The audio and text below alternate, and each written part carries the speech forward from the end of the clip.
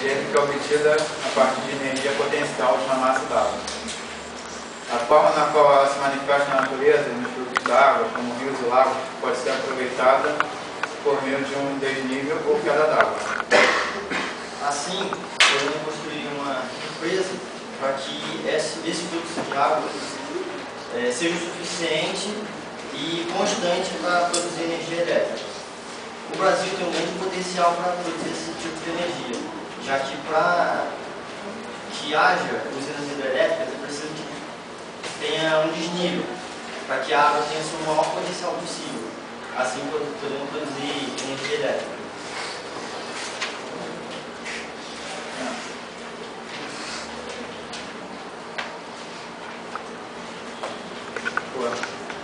Os primeiros estudos sobre energia hidrelétrica começaram por volta de 1957, mas só foi iniciado mesmo a partir da década de 60.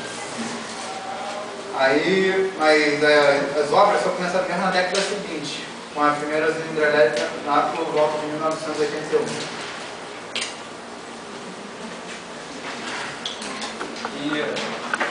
Como é que ela funciona? A queda d'água, a própria queda d'água funciona numa turbina que leva a energia até geradores que produzem energia elétrica para a gente dar. E conduzem até a energia aos fins de eletricidade, porque